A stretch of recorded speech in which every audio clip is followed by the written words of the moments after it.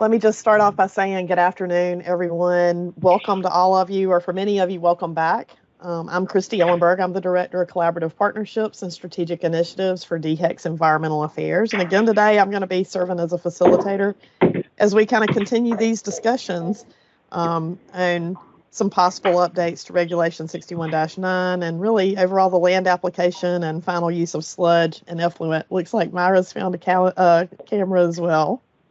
Good to have you, Myra. So in some ways, we had a little bit of a 2-day lunch break. We wanted to have these conversations. It was really important for us to continue conversations with our stakeholders. And when we were going to go to a virtual format, kind of recognizing what was happening with COVID-19 and trying to make it more accessible to everyone, then we really also didn't want to have where y'all just got burned out in a virtual meeting format. So we did kind of separate the conversations on Tuesday and Thursday. And I think it's given everyone a chance to think a little bit further on these topics that are so important to us and let us be able to kind of digest things and come back together. So again, bless you to whoever that was. We invited each of you to be here as part of these conversations on environmentally responsible and continued land application of sludge without negatively impacting water quality and private wells. And each of y'all are really representatives bringing together, voices from diverse perspectives and diverse groups. And so we appreciate everybody's commitment to being here. Because we are doing this as a virtual meeting, I will just give a few notes. We want this to be really participatory. And so we are going to be, encouraging you to use chat, to raise your hand. I think the protocol that became kind of what we did on Tuesday, a lot of times we had people turning on a camera when they wanted to speak. Again, we want to make sure we continue to have this as a very engaging thing. If you're dialing in by phone, you can use *6 to unmute, and we will help with that. I do have Catherine Yon joining me, who's kind of part of our DHEC virtual event team, so she can help me a little bit on the technical side behind the scenes to make sure that we're getting everybody engaged in this. We may mute you at some point if we're having some background noise, and that's just to make sure everybody can hear well. You can always unmute again. And we are recording this really as a resource for us and for others because this is such an important conversation to us. So what we're going to do today is I'm going to make sure we get everyone introduced in a moment. We're going to have a little overview from Myra Reese. We're going to go through some highlights of Tuesday's meeting. But really, it's important for us to have more time to really have some broader facilitated discussions. So, hearing from you is really a huge goal from today. Let's see if I can move this forward. Again, this is kind of why we're coming together. And this process really began with stakeholder engagement. It began with a petition for rulemaking received from one of our stakeholders, South Carolina Environmental Law Project, or SCELP. And so we received that petition for rulemaking in March of 2022. And then DHEC did its notice of drafting regarding Regulation 61-9 in late June. There was a 30-day comment period for that. Many of y'all who were in this call were part of the comments that were received, and we even shared those comments with everyone. And so we wanted to make sure we were bringing all those voices together and making sure everybody was able to connect with these additional conversations that we've been having. So with that, I want to make sure we take a moment to, get some introductions from around the room. And then I will turn things over to Myra and then try to summarize some highlights from Tuesday. And then we can try to hear more from you. So let me see if I can go back to my participant panel here and see if we can get some introductions started.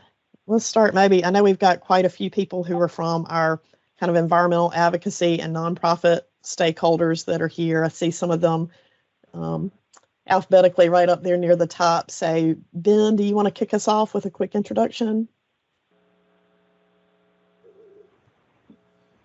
Good afternoon. Happy to be here. I got the link today, so I'm here when it starts. That was great. Thank you. Thank you for including us, and thank you for responding to our petition the way you have. Thanks, Ben. Looks like we also have Bill Stangler. Bill wasn't with us on Tuesday, but Bill, we're happy to have you here today. Can you introduce yourself? Yeah, good afternoon. Sorry I missed the first one. I was out picking up trash for a river cleanup on Tuesday, so a little bit cooler doing the Zoom meeting here with y'all today. But I'm with Congaree Riverkeeper, based here in Columbia, and happy to be part of the conversation. Thanks, Bill. We also have Emily Weish. Hi, everyone. I'm going to stay off video because I am having some internet problems today, but I'm happy to be here, and thank you for holding these stakeholder meetings. Right, thank you. I see we have Megan Chase.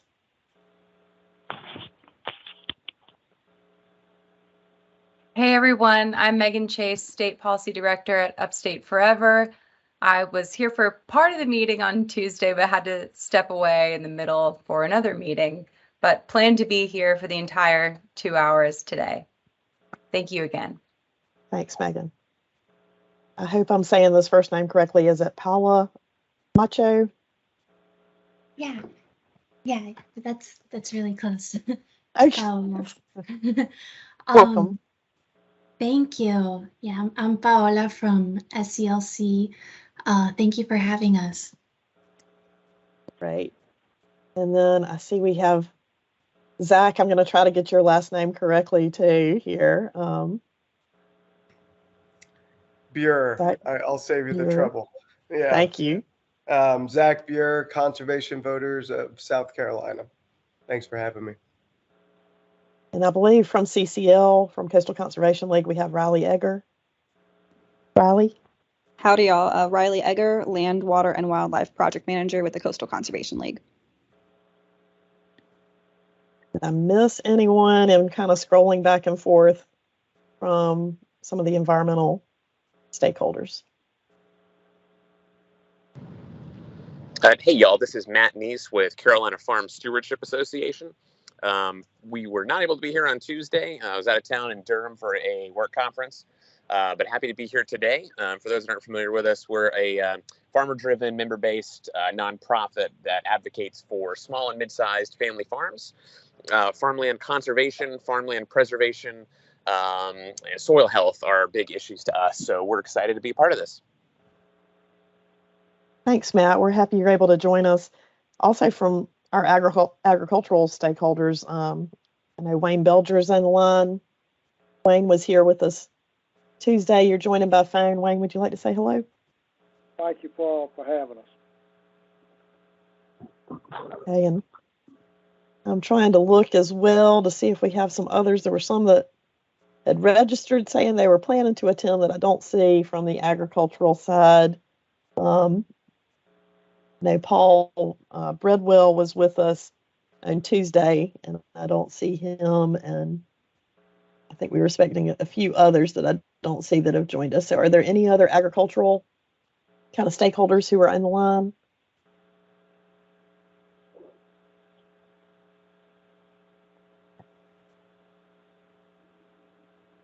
We also have a number of people who were here from kind of municipalities and water utilities and representing that voice. Let's see if I can. Angie Price is here from REWA. Angie, would you like to say hello?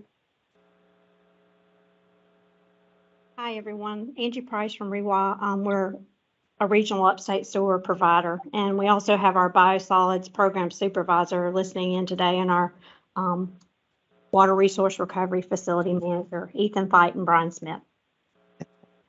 Yeah, I was getting ready to call on Ethan. So Ethan, if you'd like to say hey. Hey everyone, it's Ethan with REWA. As Angie said, I'm the Beneficial Reuse Program Supervisor here. And then we have Paul Calamita. Paul was here on Tuesday. Yeah, good afternoon. Paul Calamita, General Counsel to the South Carolina Water Quality Association, which is a statewide group of public water, sewer, stormwater utilities. Thank you. Thanks, Paul. Good to have you back. And do we have some others that are here?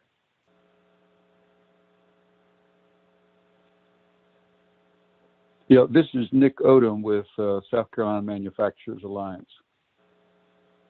Thanks, Nick. We're happy to have you too. Again, we've got people from environmental stakeholder groups, agricultural, those municipal and water utilities, and also industries and consulting business. So that's a great segue to have you here, Nick. And I believe you weren't able to be here on Tuesday, but we're happy to have you now. Thank you very much. I think also from SCMA, we have Rebecca Leach. Got a little echo. Christy, it is Rebecca. I'm a little under the weather, so excuse my voice. And I heard Emily say she was having internet issues, and immediately mine went off, and so I had trouble connecting. So I hope you guys can hear me now. We're really happy to have you. Thanks for being here. Thank you. So we can find you. Okay, and then we have several people who are here from Denali. I saw Lauren Miller and Will Hodges and David Coyle. David, do you want to kind of kick off some introductions of your team? Yeah, this is David Coyle with I'm a senior environmental manager with Denali. We are, you have the majority of the environmental team that has responsibilities in South Carolina on a call right now. So we're glad to have that you have us here, and look forward to it. Thank you. Okay. And then I think one of the first people here was Bob Branch. Bob, want to introduce yourself?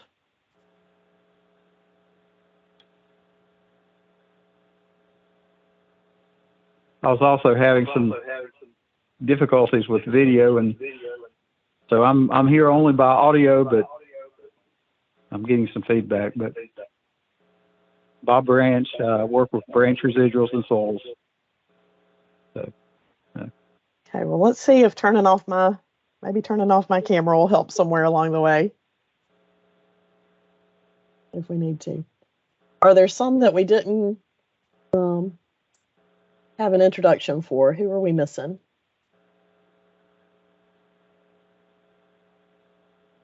Hi, Crystal. This is Earl Hunter. I'm with the Southern Group in Columbia, and we represent the three major public utility associations in South Carolina. Thanks so much for being here, Earl. Thank you.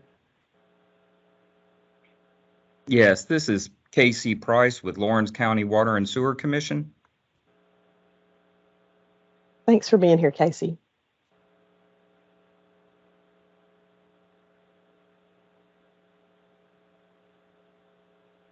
Any others, even by phone? Again, if you're calling in by phone, you can use *6 to unmute.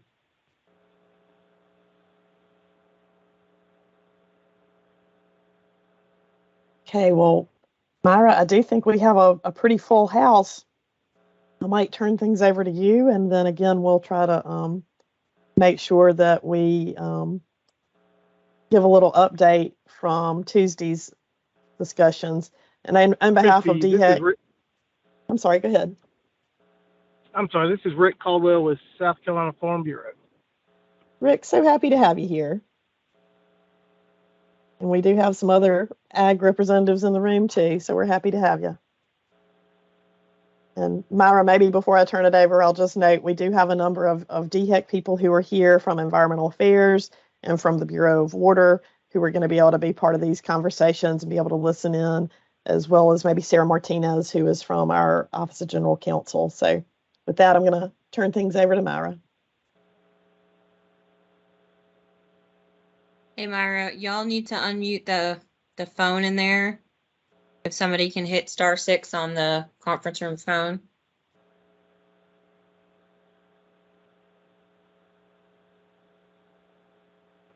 Yeah. There you go.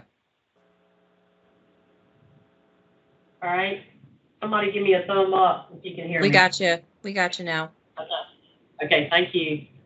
All right. Well, good afternoon, everybody. I did want to make a few comments, and then I think what's going to be important is for us to kind of take a step back and summarize the great discussion that we started off with a couple of days ago.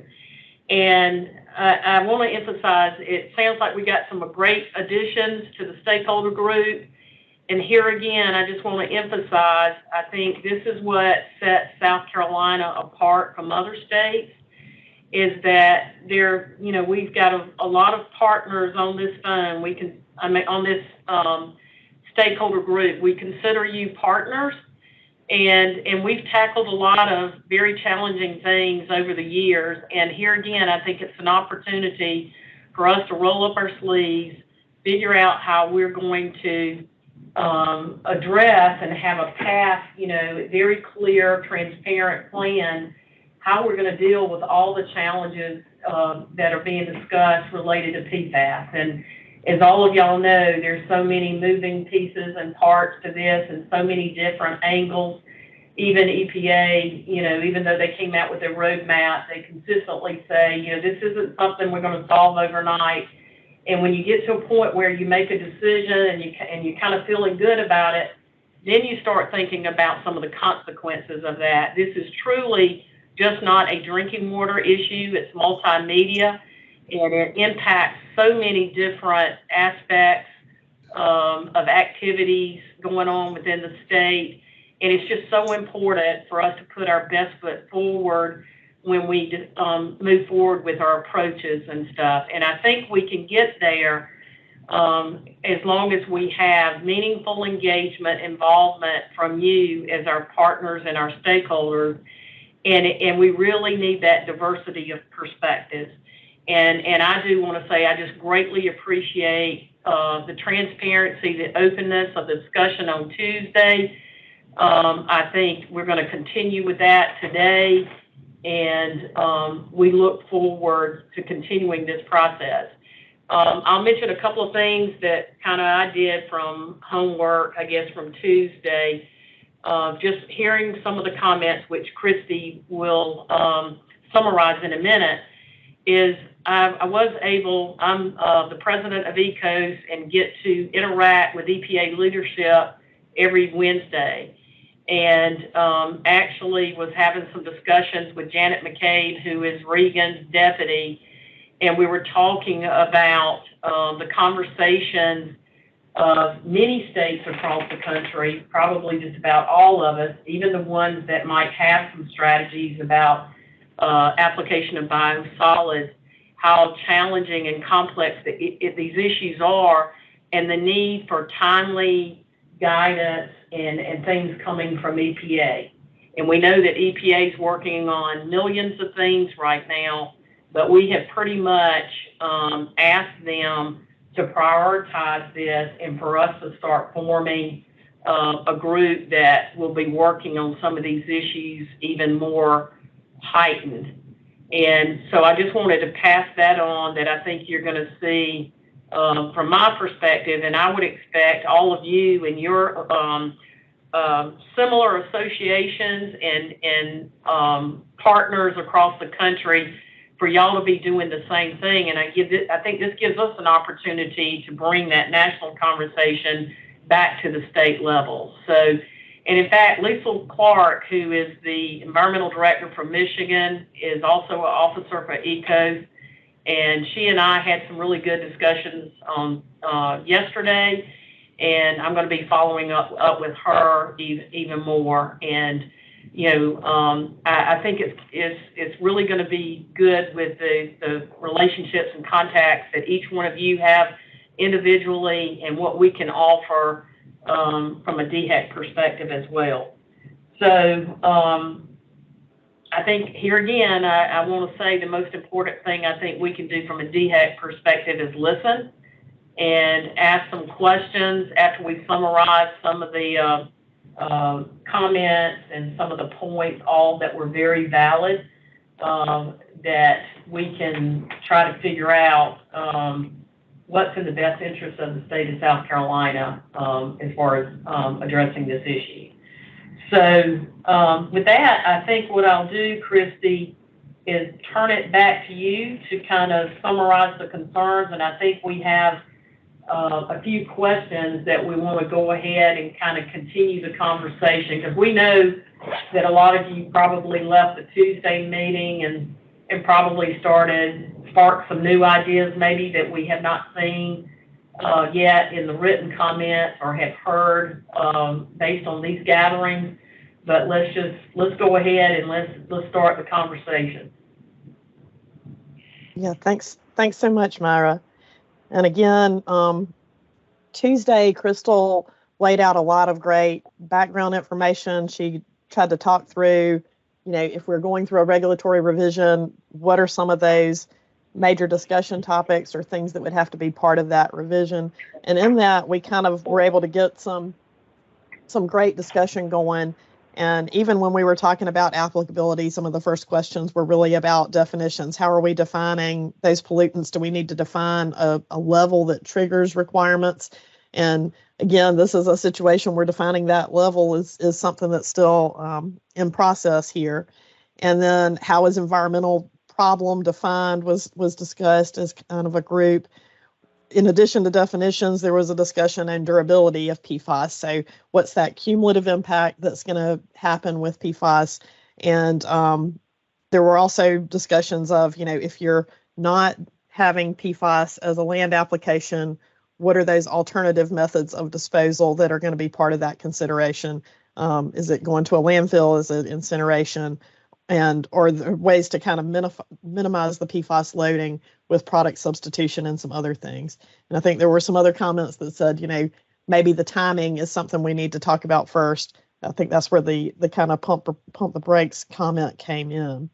As we continued to go through that, looking at some of the other kind of major areas of permit application and sampling and draft methods, there was a lot of discussion about we don't have that approved method yet. So the data, can't be certified the right way if it's not an approved method from EPA.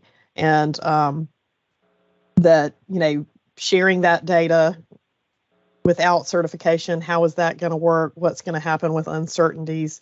And what's kind of the quality of the data or the methodology? So there was a lot of kind of that data side of discussions, as well as concerns of, do we need to wait for the EPA approved method? Is this information that's going to be FOIable, be part of Freedom of Information Act, and how is that going to be used or interpreted? And then there was a discussion too of kind of where access is for this type of sampling. At this point, there are no labs in South Carolina that are certified. I think Crystal was sharing that there is some NELAC information available in labs that are certified nationally and some other state certification programs. But a lot of this was kind of how would some of this be put into practice? Rob or Crystal, y'all jump in if we need to add to some of these comments.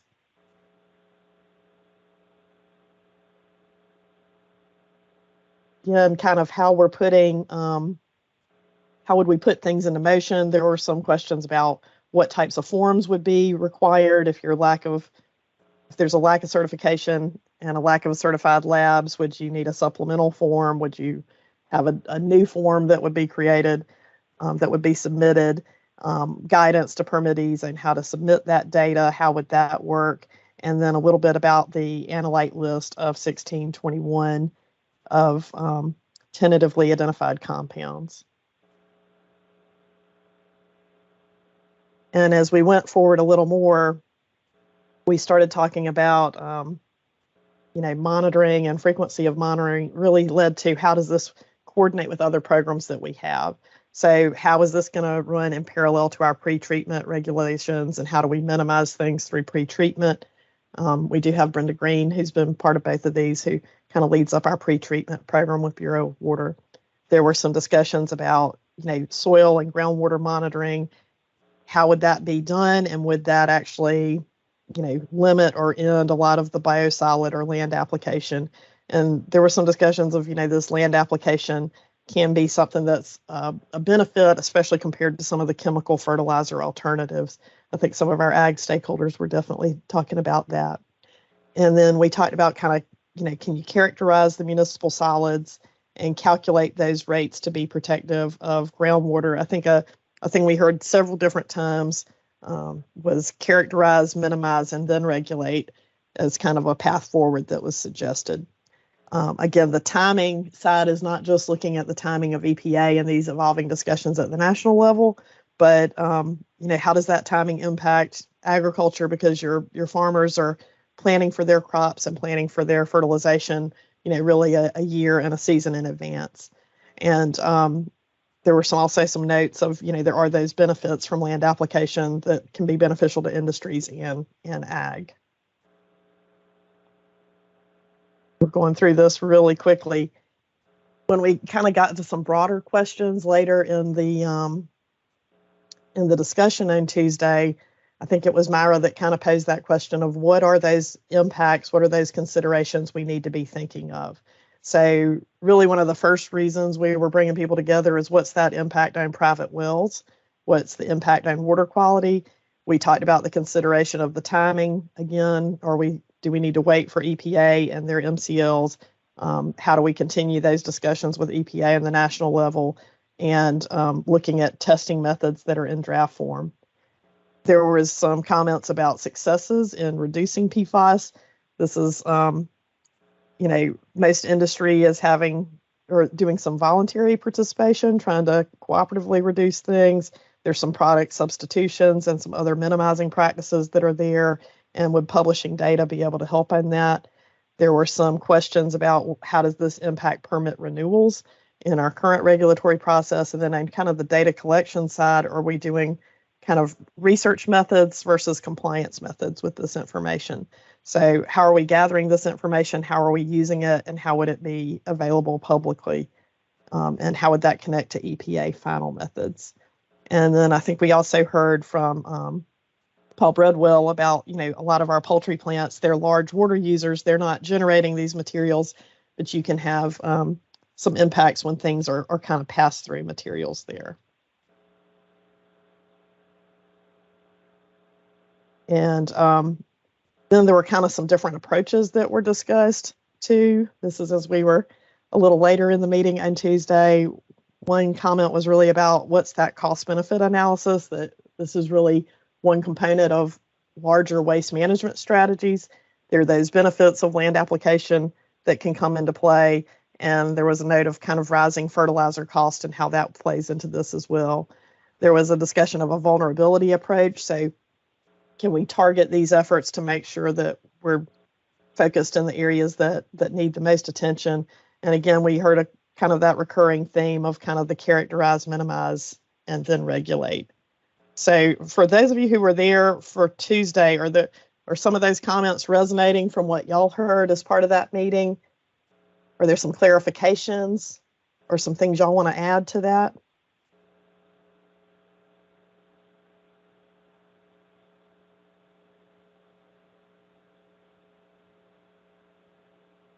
Okay, I'm going to tell you, I'm not going to let you stay silent the whole meeting. So we're gonna call on you a little further as we keep going on in the process today.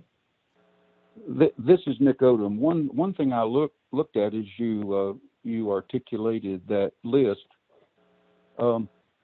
Thinking about global manufacturing, I didn't see anything on there about ingredients in imported products. Whether they be feedstocks or whether they be components that are blended or whatever, there's probably in the global marketplace PFAS out there that is coming to America, being imported all over the world.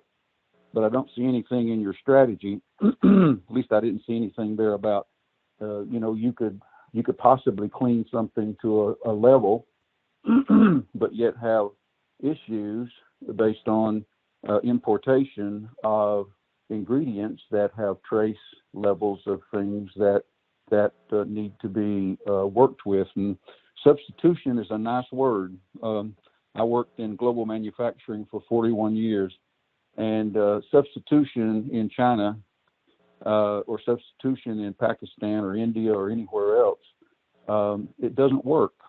It's very difficult. They won't guarantee the quality of their ingredients if you make them start messing with their recipes. So I think you need to add to this strategy, and I hope EPA in Washington is doing that too as well.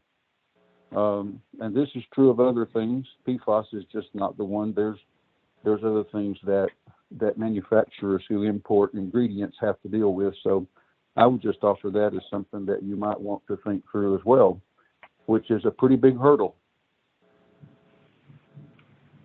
Hey, Nick, this is Myra. Thanks for bringing up that point. That's a very good point. And I know, I'm sure y'all might be aware of the information, that I think it's fluoridation of some plastic containers can introduce PFAS into the product that's in those containers. I know that I think EPA in one of the states, I can't remember if it was Maryland or who, was doing some mosquito spraying, right before EPA came out with their PFAS roadmap. And, that keeps coming to our mind as well. So you're right, you might, have a little bit too much confidence about focusing on a certain substitution. And then you need to also, like you said, the challenge that we're going to have with the global marketplace, I think is a good comment. Yep. And then I worry about those containers too. So thanks for bringing that up. Okay, thanks. Yeah, thank you, Nick. I think we heard a little bit of that again from the kind of Poultry and Egg Federation on Tuesday, but it's good to have that industrial perspective as well.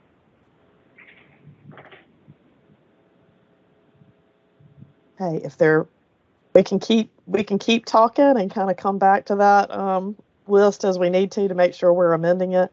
I think one of the other important points that Crystal shared on Tuesday is there is some current kind of omnibus authority that's part of this under some of our regs with 5035 and 5045, which is, on the case-by-case basis, the department can have those requirements or conditions or considerations when it's something to protect public health and the environment from any adverse effect of a pollutant in sewage sludge or any adverse effect of a pollutant in industrial sludge. So there are some kind of the broader regulatory provisions that are in place that could help in a current issue with our current authority as we continue these discussions too. So looking at kind of that current provision, looking at those different kind of issues and considerations that have already been shared broadly by the groups, we're going to back up to kind of that first question that was even part of the introductory email, which is, how do we continue environmentally responsible land application of domestic and industrial sludge and effluent in a way that's beneficial without those negative impacts to water quality and private wells or the other impacts that we've discussed as a group on Tuesday. So are there some thoughts? I want to make sure we're hearing from some of those different groups. Are there some from the industry and business perspective that we need to consider? This is Bob Branch. I would caution us to look at perhaps how EPA has handled things in the past. When we look at dioxin, initially they came out with a very, very, very low detection limit. And because they came out with that low detection limit, there was also questions about the lab methodology and which labs were going to be able to do this and how many samples could be analyzed. And there's no message of dioxin. It has basically been allowed by EPA not to be regulated. And I think, and again, that's a completely different story, but it is an issue that I think we should perhaps look at. EPA has to run through its risk assessments. And I think to some degree, maybe we're a little quick on the draw to try to establish that. But again, that's my perspective. So it's kind of, again, that timing as the risk assessments continue? Yeah. Well, again, that's that's kind of the thing that I look at in regard to it is those of us who remember those original rules realized that the pulp and paper companies were really going to be substituted. You know, they were going to be looked at very difficult. You know, those were things, the dioxins were things that were occurring in some of the, again, some of the white paper manufacturers, because they were chlorinated compounds. There were also a lot of concerns with the stack testing and everything else that kind of went into that, which fed into the incinerator regulations and how the sewage sludge incinerator laws would go together. So, like I said, I would just caution us not to. Again, this is a process, and it's going to take time to run through that. And I think to some degree we need to allow for a proper risk assessment to be performed before we do that, because I think it's going to be difficult if South Carolina stands up and says, these are rules that we're going to stand behind, but if EPA hasn't established those rules yet, they just established some limits, someone's going to ask what basis y'all are going to make a limit based on. And if you don't have some type of, again, risk assessment, some type of model, something that says there's a specific, human health standard associated with this and how it's going to impact, it's going to be really hard for you to defend that. Okay, make sure I'm kind of capturing some highlights of these notes. Again, we do have a recording of this too for reference, so I don't want to be misstating things, but I'm hearing you kind of say, look at that timing of risk assessments and how that's working with EPA's process. It sounded like there was someone else that was starting to speak. Well, Christy, this is Myra. Go ahead. Go ahead. Well, Myra and everybody, I was just going to say, this is Nick Odom again. The EPA rolls in on the American textile industry and says we're going to put in best available treatment on all of your treatment plants. This is many decades ago. And we said, okay, what's the basis of your rules? And they said, well, we believe that you need to do this with BOD and that with TSS and so forth and so on. And the industry said, well, that's okay, but what's your basis of that? And EPA said, well, we believe that it's the best thing. We don't have risk assessments yet. We don't have toxicity testing yet. We don't have any of the human health at that time, which was much more rudimentary in terms of risk assessment. We don't have that. And they proceeded to move on. And they were balled up in federal court by the American Textile Manufacturers Institute for quite some time, and nothing happened.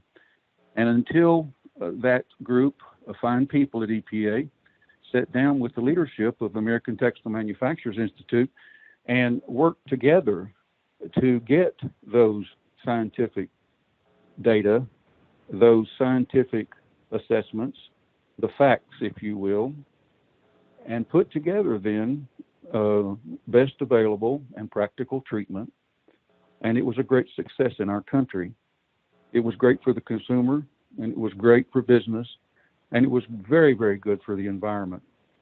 It put a lot of technology on the ground. I give you that example for the reason that my colleague in front of me just said. If we get out in front of the science, the attorneys are going to be happy to see us do that, because you're going to have to defend a standard and a permit through adjudication or through the courts, and without a basis to stand on, it's going to be very difficult. And so I would offer that as a comment, but I'd also offer one other thing. DHEC has a pretty rigorous land application regulatory scheme now. Some of us worked with DHEC in the late 70s and 80s on the prototypes on those rules. And has a determination been made at DHEC that those land application standards are sufficient right now? Or if they're not sufficient, what are the gaps? and what might need to be plugged into those gaps to get to something that at least starts the process in a more scientifical procedural basis. So I would just offer those two things for us to think about. I'm sorry I didn't get to share this with you at the first meeting. I was on another DHEC meeting on water quality, I think it was, but the fact is, I concur fully with the gentleman that just spoke, and I'd offer you those examples. I think we need to be thoughtful with this process. We're not going to get anything once we turn it over to the lawyers and start to litigate something that doesn't have a standard. Thank you. So we do have a few attorneys on the call as well, and I know Myra, you wanted to speak. Ben, I see your camera on. I want to make sure we come to get those environmental perspectives as well. That sounds great. And I think this was a good point looking at history, because there's so many lessons learned and maybe some things that worked really well when that was an issue front and center. So appreciate the thought of kind of putting this at, not only as we look at where we are, you know, what all the questions and uncertainties that might be, what we know, have more confidence in, that we not lose sight of how we dealt with things in the past. So just was going to mention that. Yeah, Ben, I noted that this began with that petition from Skilp, and felt like we didn't hear as much from the environmental organizations on Tuesday. So we would love your thoughts on this. Well, we've been biding our time, excuse me, and I'll go ahead and start and say that I agree that there has to be a scientific basis for regulation, and I think there is scientific basis already. The EPA has completed toxicity assessments on several of these chemicals already. There have been hundreds of peer-reviewed articles that have been published about these chemicals, and in particular PFOA and PFOS. So as the department, I'm sure, is well aware, there is a broad and deep group of literature that it can base regulations upon and regulatory decisions upon.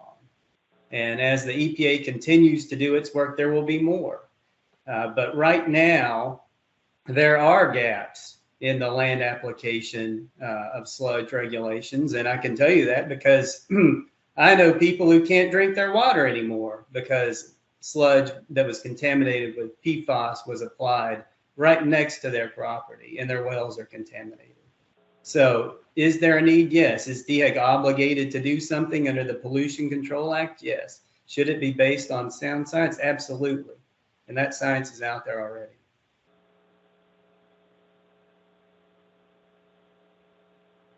Thanks, Ben. Ben makes an excellent point there, which is we don't have to wait for more science. EPA has done a lot of the work. The health studies are there. If I'm hearing some of these industry folks correctly, it's the same stuff we've heard over and over again anytime an emerging contaminant comes up or regulation is proposed, which is let's wait, let's wait. I think we're well beyond that. EPA is put out their roadmap. DHEC knows what we have to do, and we have real impacts on the ground. Now, if folks are just threatening litigation to try and slow this down, I think that's an interesting way to have this conversation.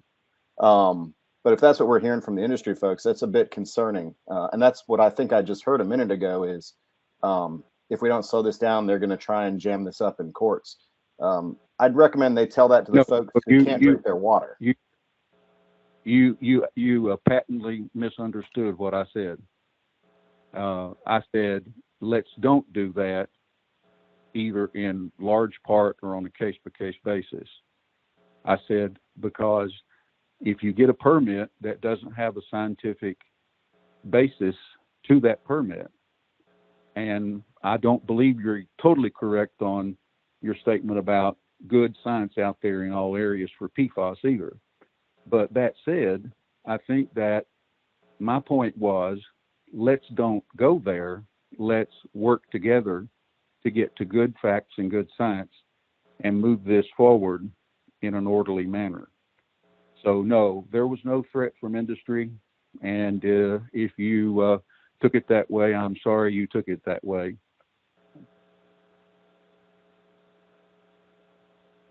So let's jump back in here. I was trying to capture things as we were going. So I did have kind of how can we use that scientific data and assessments to work together is kind of what I was hearing in there as well. And then, there may be some different opinions of where that science is right now of how much exists or how much further we have to go with it. But I do want to come back to, we heard that kind of those current DHEC land application standards, where it's the sufficiency, where are the gaps, and noting that there are some impacts on private wells that have been seen. Again, kind of the big question is, how do we keep doing things in an environmentally responsible way without those negative impacts? Paul? Hey, Christy, if I could just mention, trying to be fair from a municipal government perspective, and we're in both the wastewater business and the drinking water business. So like I said Tuesday, we don't try to put our thumb on either side of that scale.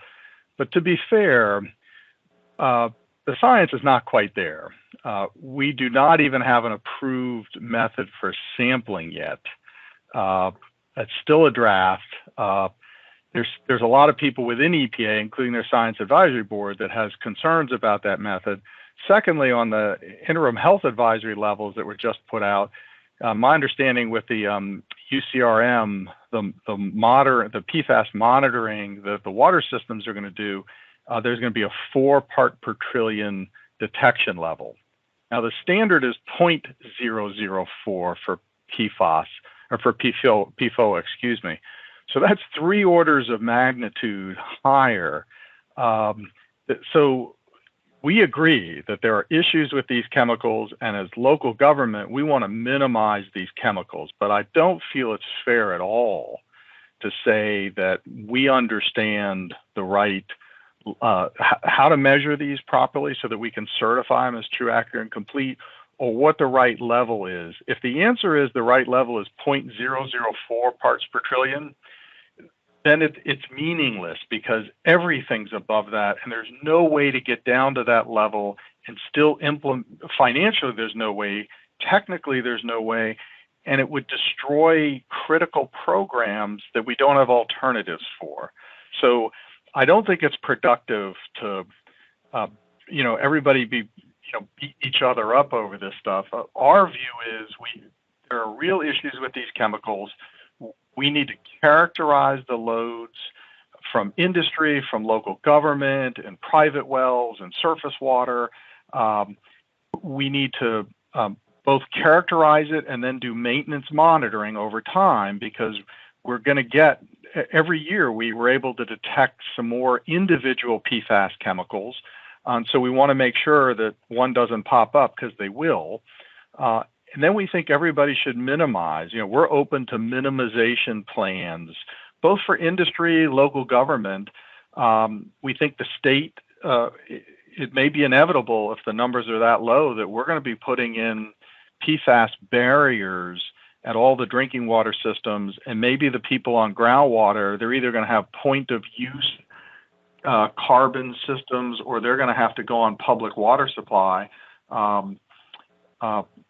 But the idea that we're going to regulate dischargers and surface runoff from land to get down to 0.004 is impossible. We will never minimize our way down to those numbers. And so I think it's fair for the regulated community to say, now, wait a minute, that's really impossible. And maybe we ought to be talking about barriers at the water plants and doing things for the folks on wells. But we're not waiting for the perfect science. We're willing to monitor. We're willing to take minimization requirements. And I think that's the right approach, because we really don't believe the science is there. And we're the drinking water people. We serve most of the state, and we're not trying to shortchange those people. We spend their money. If there's something we need to spend their money on, we just spend their money on it with apologies.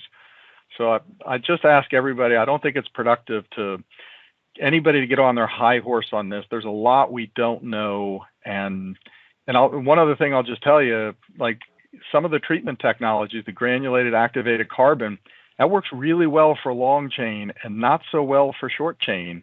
I've got numerous clients in North Carolina who've installed GAC, and they're getting breakthrough in these short chains. So even the technologies, and that's even when they recycle the GAC fairly quickly, which is very expensive. So what we don't want to do is disrupt any of the necessary environmental programs like reuse of municipal biosolids unless we're really certain that the science and the public health requires that. And I will tell you, I am not there yet.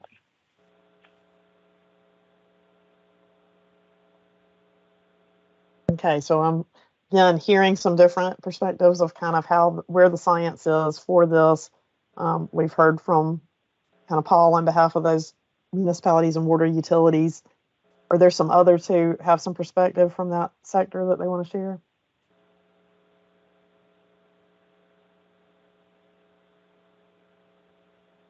Let's back up a little bit to again to that broader question of, you know, what can we do that's environmentally responsible and reducing those negative impacts.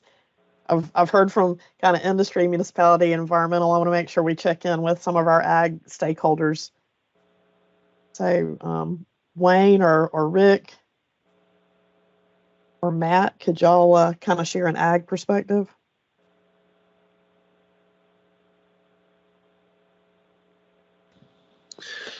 Hey, this is Matt with Carolina Farm Stewardship Association. I'll hop in here. Full disclosure, we are fairly new to this kind of space. For the longest time, we have kind of held off on taking a stance on one side or the other of this regulation issue until we can get some kind of explicit cases and complaints from some of our member farms. As again, we are a member-based farming organization, and we're starting. It started last year, maybe about 18 months ago, it started to trickle in, and now we're getting some more concerned phone calls from some of our member farms around what they can do to mitigate PFAS exposure at their own small farms. And again, we represent small and mid-sized farms. They're really not any of the propagators of this, but often they're on the receiving end when it comes to groundwater and things like that. We don't have a strong opinion at this time, one way or the other, on the time frame for when this kind of regulation should start. It's something that we definitely want to see. I'll tell you, we spent a lot of time over the last 6 months or so reviewing the EPA's ag water rule. It's not explicitly as it relates to PFAS.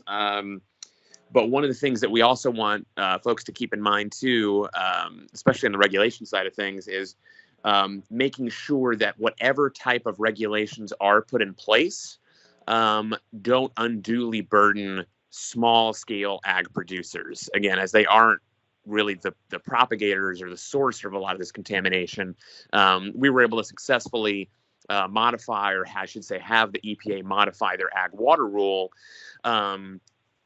to basically eliminate a lot of the enforcement side of things from the small agriculture side. That's something we're still looking at, but really right now we're just trying to listen to the various perspectives. We definitely support this type of regulation, just from the sake of farmland conservation and preservation. We don't really have much of we're not really taking a stance right now on the time frame.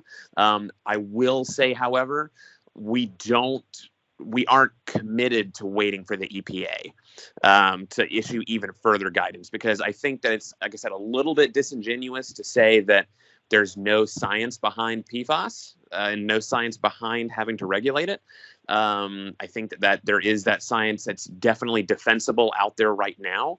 And I will say, from years past, when it comes to environmental regulation, you know, one of the problems, especially with waiting for the EPA to issue hard and fast, specific science behind this, is what you'll often hear then is people go, well, we don't really want to have our dictates come from the EPA. We don't want to have federal regulators come in and tell South Carolina what we can and can't do. So we don't want to find ourselves waiting for the EPA on issues where there is defensible science. Thanks, Matt. Again, I'm gonna try to check in. Rick, Christy, can you hear me? I told y'all I might call on y'all today, right? So Rick would love some Christy, this perspective from you.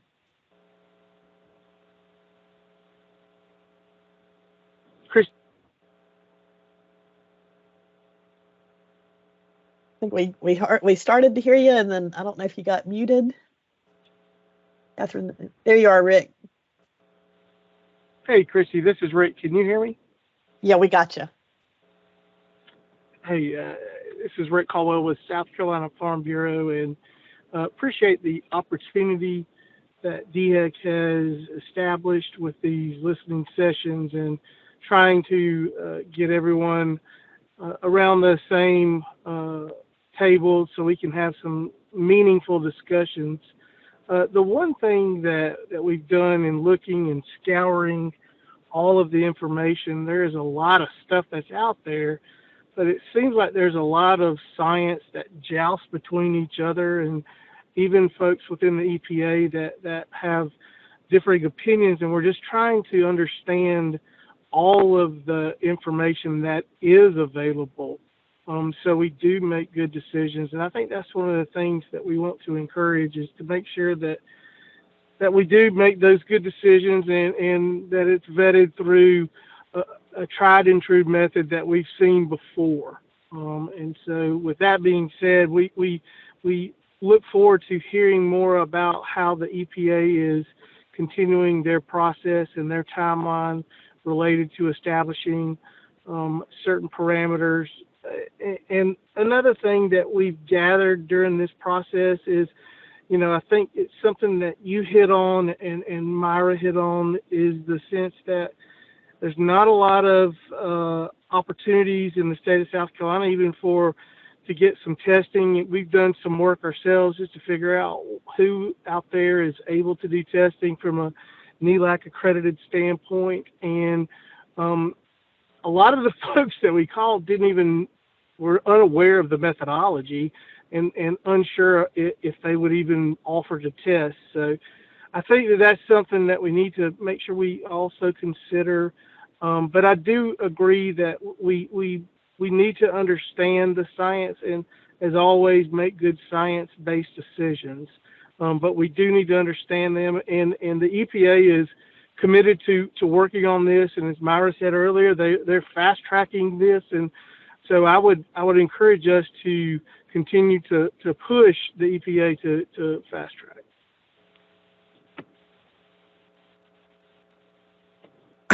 Can I jump in real quick? I have to go to another call. Unfortunately, I'm hoping I can get back to this. Sure. But in Zach. terms of questions around the science, there are 4 PFAS compounds: PFAS, PFOA, PFBS, and Gen X, that the EPA has released finalized toxicity assessments for, that crystal clear say that these are bad for human health.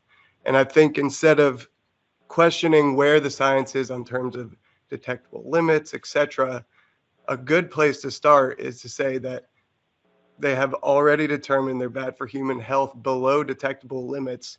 Why not treat that as essentially zero for these 4 compounds, and talk about strategies to reduce and remove these 4 known compounds that are bad for human health, versus getting into saying that there are competing ideas about where the science is, which just isn't true, especially in regards to these 4 specific compounds.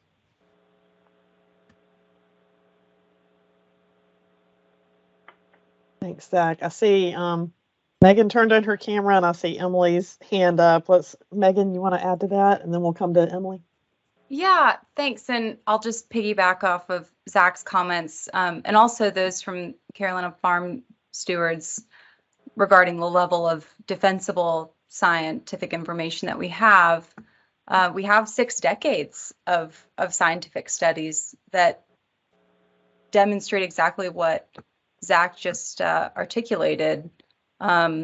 Over 1,000 studies that show that there's a link between harmful health effects and these compounds, specifically PFOA and PFOS, but also many other types of PFAS compounds. So I urge us not to get stuck on that point and just trust the scientists at the EPA who operate on consensus basis decision making. There may be different interpretations of data throughout the process, but ultimately no decision gets made without a consensus, even within that scientific advisory board. In the latest studies, the meta-analyses that were incorporated to come up with those health advisory levels, those came from the Science Advisory Board, and now they're in the process of reviewing those again, just to make sure that it's all scientifically sound. But it sounds like they're already there. I would also say that we could take comfort that method 1633 is presently being validated by DoD in a DoD-funded assessment of that method. So if you don't trust the EPA, maybe you can trust DoD. So they've partnered on that, and then that'll be a multi-laboratory validated assessment. So I think we can take heart in that process. That should be done by the end of this year. So by December, we'll have this this method validated by DoD. So I think at that point, many of us would feel more comfortable with using that method. And these regulations, if accepted by the legislature, if we get through this whole process and we get to the legislature and they approve these regulations, by then there will definitely be an approved method. So I think knowing that timeline, it really behooves us to hasten this process. And I think DHEC's doing a good job of trying to make sure that those timelines line up. Thank you. Thanks, Megan. I want to make sure we check in with Emily as Hi, well. yeah, thanks. I am largely, I think, echoing what Ben and Bill and Matt and Zach and now Megan have said, which is just that I'm with SCLC, by the way. I think I forgot to mention that at the start. But there is sound science to support, I mean, the pretty significant harm and threat that PFAS contamination causes from both direct discharges and land application.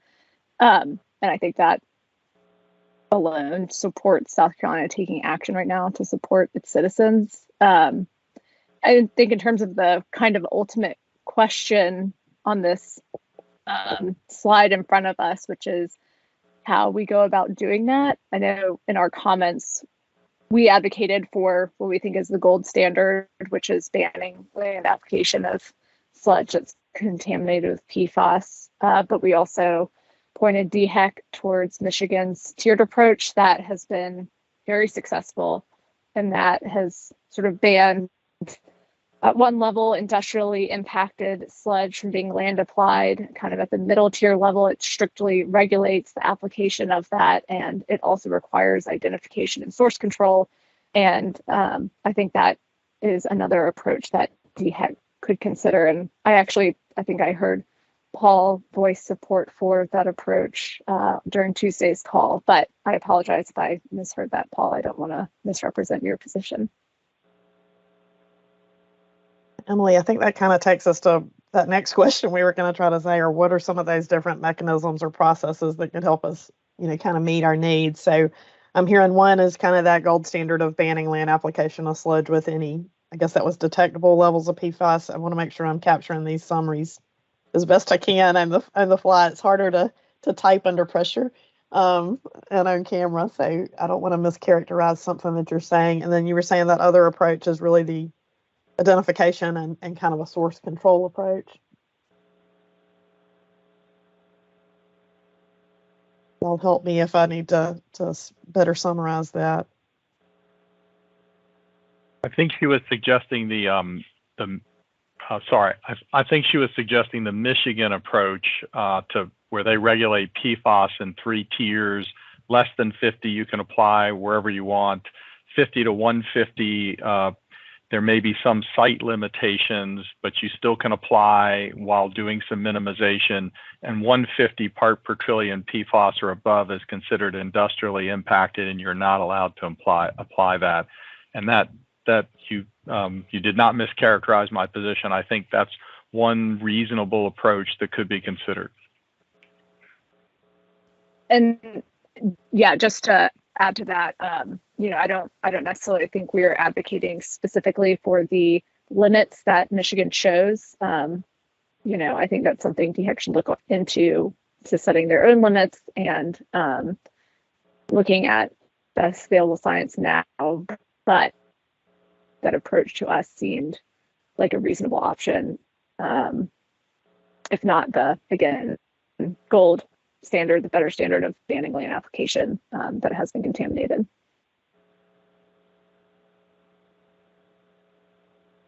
Ben? Yeah, and you know, whether or not it's a standard like Maine had before it completely banned some of the PFAS, or the Michigan standard, which I think incidentally has been recently lowered for the top tier to 125 parts per trillion.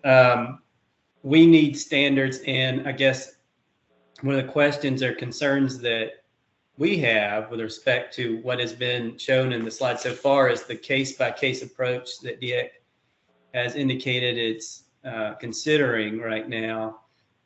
We would advocate for either Michigan or Maine, or something that is published in the regs so that there is transparency, so that there is uniformity in how this is applied, and also how it's so much better for everyone to know what the standards are before you're trying to get a permit. And if there is a framework that DHEC is intending to use, and if it's, I believe some of the comments on Tuesday, if I'm not mistaken, were related to the proximity of certain drinking water wells, perhaps, or the geological features of the area where the sludge is to be applied. If there is a consistent framework that DHEC is considering, then we think that should be part of the regulations themselves, either as factors or factors in combination with some of these tiers, so that we can have some uniformity and transparency for everyone.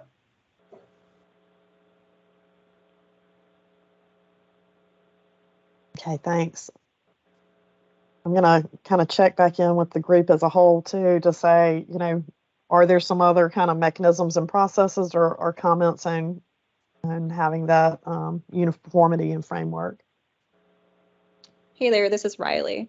I know we've talked a lot about kind of, you know, PFAS impacting drinking water wells, but one thing we haven't quite touched on is with land application PFAS impacting crops.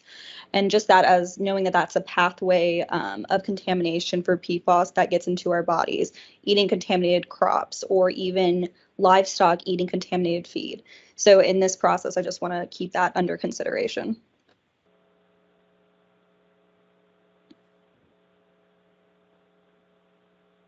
Okay, thanks, Riley. Want to make sure we're capturing that too.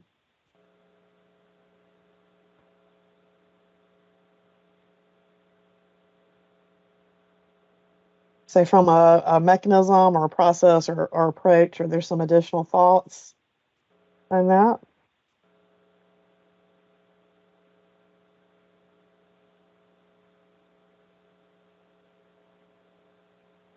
We can always kind of come back to that as we go.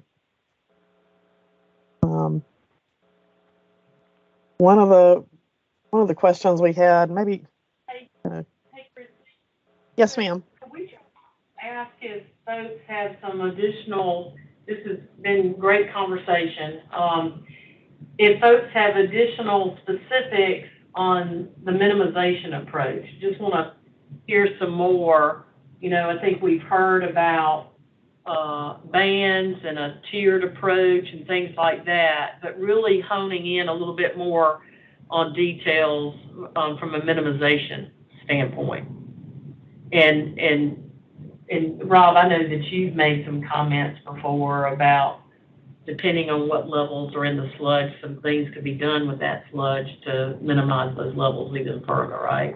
Yeah, being able to bring in sludge without any PFAS in it would reduce the actual amount that would be able to go on there. So if we had tests and we knew that one big large batch had some PFAS, we could mix it with other batches before we put it on lands and different things like that to get the levels down to an appropriate level that would not impact the groundwater or whatever else we're trying to protect. I'm a groundwater guy, so I always go to that.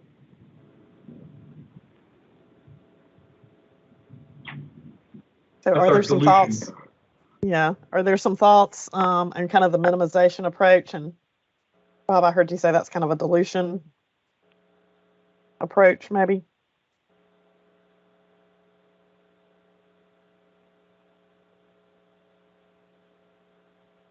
I feel like we had a few comments on Tuesday about different ways to minimize PFAS. Is there something from that municipality or industrial perspective? I would just say there's been a lot of success in non-regulatory basis of non-domestic users working with wastewater plants to have significant reductions of PFAS. In the Carolinas, many of the national companies, their environmental departments are on this, and they're making changes across all their facilities. So even as we're having this call, I think progress is being made. And then places like Michigan had required some GAC at many treatment plants. It was just one non-domestic user, and that reduced their PFAS loads in the 90-some%. So there are opportunities. I will say, though, even domestic, like we have some clients in the Carolinas who are mostly domestic facilities, and their biosolids PFAS numbers, let's say PFOS, are less than 50, but they might be in the 30s, and you're not going to dilute that down to 4 or less. So more progress can be made, but if you pick a number that's too low, that's going to jeopardize an essential program, because the solids have to go somewhere. And unless you all want to stop sending them to us. If you want to stop sending them to us, we accept, and because it's a headache. And we're trying to environmentally do the most responsible thing with them. The other quick thing is there's never no risk in anything. I mean, every car has a safety rating. If it's a 5-star safety rating, it means you have a 10% chance of getting hurt, seriously hurt in an accident. And if it's a 1-star, it's a 40% chance. But there's no 0% chance. And so, our view is we should minimize, we should characterize, and then we should make regulatory decisions about the compliance numbers, because if you go for a compliance number now, which I would suggest is not ready for prime time, and it kills a program, then our backs are against the wall and we'll have to fight you forever.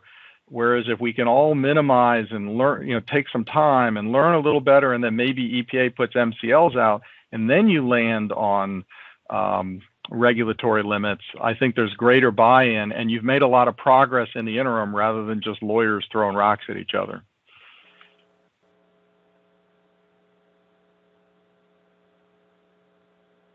That's a very good point there. I remember the EPA 3350 program that aimed itself at reducing chlorinated hydrocarbons, and many industries across this country participated in that, and it had a huge impact, which we're still enjoying today. And I had a thought while I was listening to everyone, it would seem to me that EPA could do that same type of program aimed at minimization, because if you get it out before you discharge it, you don't have any problems dealing with sludges or wastewater or our groundwater. There are partnerships going on right now between American manufacturers who are importing products that are discussing in the supply chain how they can minimize these chemicals. Those are ongoing discussions. I was in on a phone call about a month ago, and if you can minimize it before it gets discharged, I say again, it is much better for everyone all around. And there are ways to do that. You just have to be creative and work together and get to those solutions.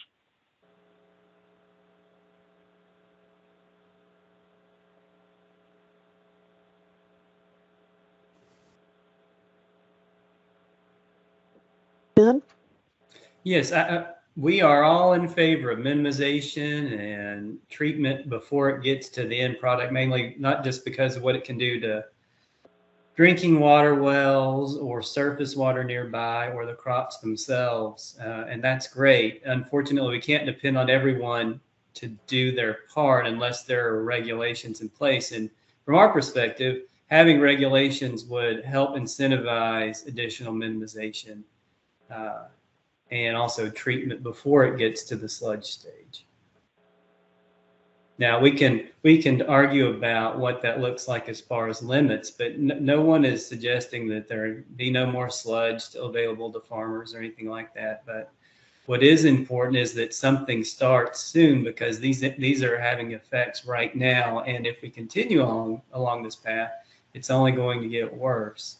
And that's what we're mainly concerned about, is beginning to wean ourselves off of this and stop making things worse. And the idea that we're a little concerned in that I understand the exposition with respect to new permit applications, but the idea that if there is, and I don't expect anybody to make a change immediately, that would be unfair to farmers and also facilities, but we would encourage DEC to begin looking at places where sludge has already been applied, that is PFAS contamination already present, in looking at how that can be remediated and moving forward, as opposed to just continuing to, if it's been applied there once, then it can continue to be applied there. And that's a very concerning public health stance to take from our perspective.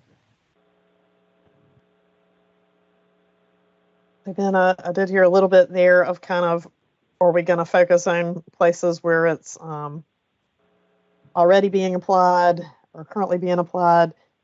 I guess I'm kind of going back in my brain too of, we've talked a lot about, even in kind of the introduction of this meeting, of impacts on private wells. So are there some things we need to be doing to minimize that risk of impact on private wells? Are there some ideas about that? Hey, Christy, this is Rob. Mm-hmm. Hey, can I go back to Ben's comments? Yeah. Yes. So Ben, those are great comments. And we've got 3 current strategies that we're already doing. One for the public water supply, that includes wells and surface water intake. We're also looking at the surface ambient kind of water. Where is PFAS in our ambient water? And we're looking at the strategy for the private wells and land app, which is what we're talking through today. And we're working on a 4th strategy, which is going to really piggyback on what you were saying. How do we find these places and how do we locate them? One of our first things was to come to you guys and say, how do we determine who's got PFAS in what in what sludge and where is it going? So that's why we were really starting this process that we're doing today, is to find a way that we can identify where it is, where it has been. We've worked very hard over the last couple of months, actually identifying sludge application farm fields and sites and getting them in the GIS so that we can do exactly what you're talking about.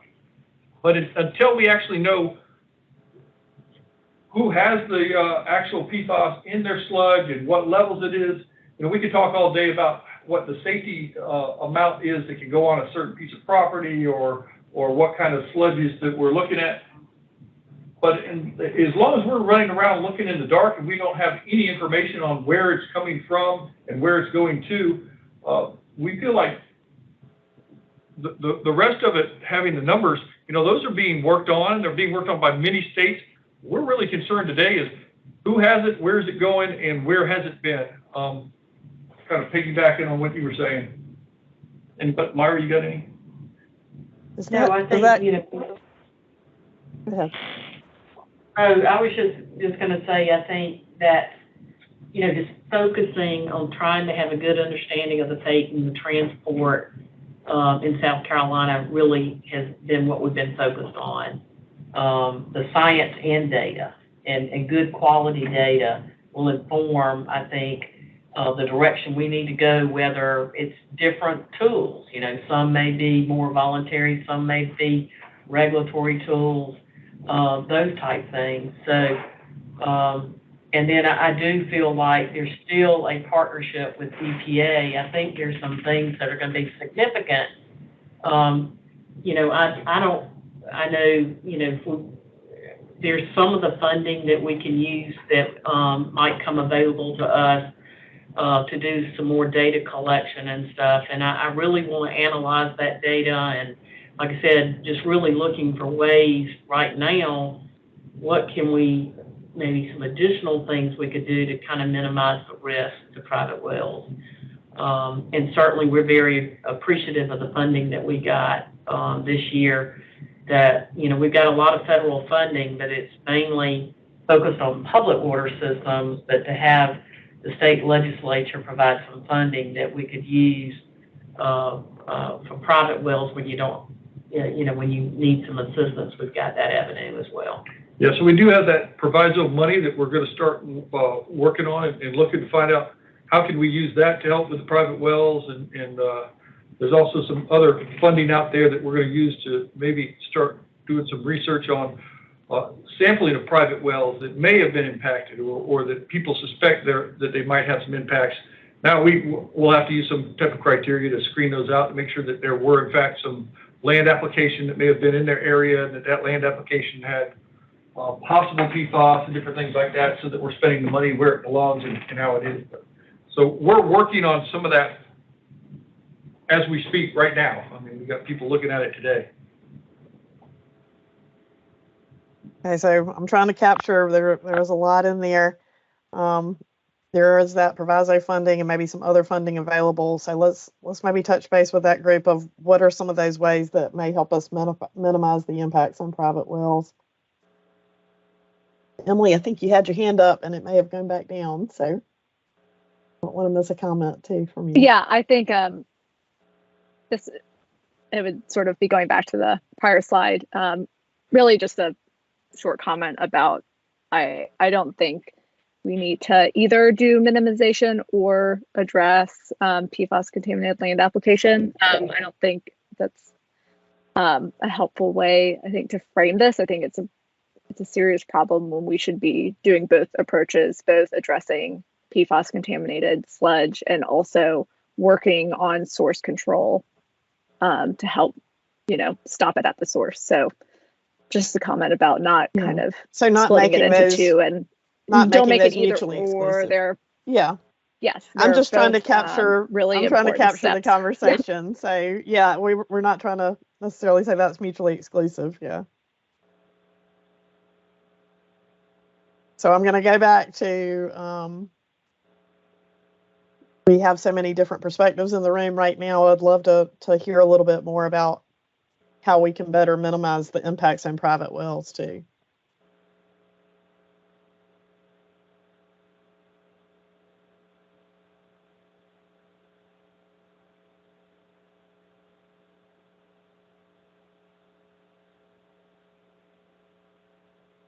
Are there some thoughts from that, from some of the residual side of things, or the agricultural perspective, or some of our industry perspective on that?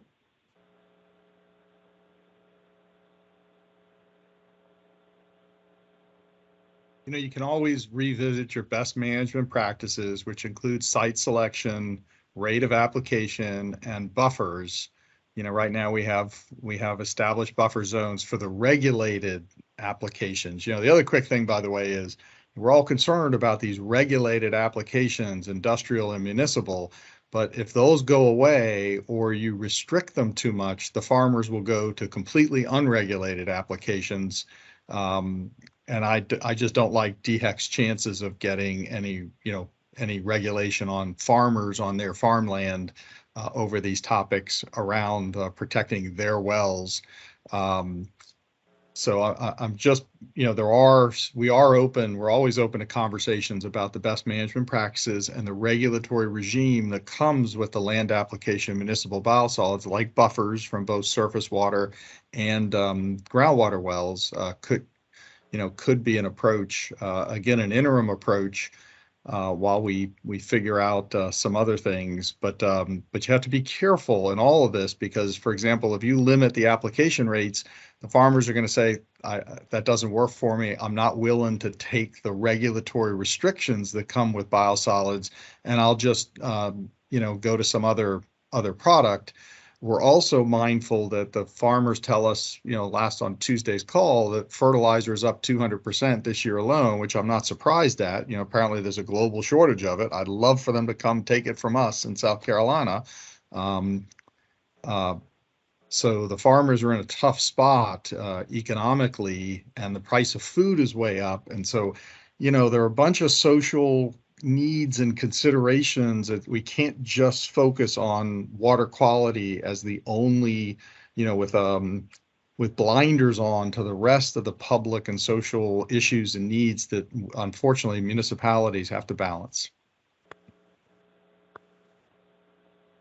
Paul, when you Thanks, say Paul. there's unregulated applications, I'm just curious, are there certain ones or specific ones that you're referring to? Well, if a farmer doesn't use biosolids, municipal biosolids, they buy commercial fertilizer, and God knows what comes from that. I didn't even realize. Apparently, Ukraine sends a bunch, and they don't regulate PFAS. They may not have even banned PFAS the way we have. So God knows what's in those. And again, I love farmers. I like to eat. I think everybody should eat. Food should be cheap. And I could be completely wrong. Maybe the alternate fertilizers come from somewhere in South Carolina that's perfectly appropriate. I don't know, but I think it's unregulated, whereas the biosolids are regulated, both in terms of pollutant composition, how much we can apply, when we apply, buffers to streams and occupied dwellings and wells. So you'll lose that if you tighten too much on the land application of municipal solids. Industrial solids, I know nothing about. Okay, so it's unregulated imported fertilizers.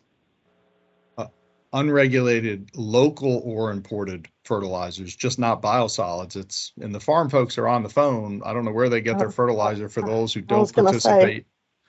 We've had Clint Leach from Department of Ag picked a great time to join in on our meeting. I think he kind of came in right in the middle of your comments there. So Clint, I'm not trying to put you on the spot. I do know from a fertilizer regulatory standpoint, and maybe Rick or Clint could speak to this better. Clemson does have the Department of Plant Industry that has some role in that. Yeah, sorry. Just playing whack-a-mole with DHEC issues today. So we'll just count this as one more. We always like partnering with you, Clint. So partnerships are always good. I think obviously it's going to take me a minute to get up to speed on these conversations, but I'll just add there is some truth to the sourcing of these fertilizer products. Some are sourced in state, or at least in the Southeast or the United States. There's been a fair amount of publicity, if you will, on the sourcing of fertilizer products and inputs from Ukraine because of the war with Russia. And that is, in fact, true. Some of those products are sourced from Ukraine. To the extent of how regulated or unregulated they are, that's something that I'm not at this point capable of speaking to. But I will echo what the gentleman before me was saying, in the sense of fertilizer farmers are feeling an incredible pinch on input costs, fertilizers, water, fuel for their equipment. So these are all things that impact the overall price of a finished product or finished good. So to the extent regulations are needed, certainly we're going to be looking at, as an industry, we're going to be looking at what those implied and unimplied cost would be to the farmer. But I'm sorry I'm joining a little bit late. I do want to contribute as much as we can. It allow me to get up to speed here. Yeah, I wasn't trying to call on you right off the bat, Clint, but we're happy you could make it and happy to continue All to good. catch you up as well. Thanks for having me. Yeah, happy to have you. So we're talking a lot about kind of ag specifically. We talked a little bit earlier about kind of minimization overall. Are there some other things we need to consider that would specifically help minimize impacts to private wells?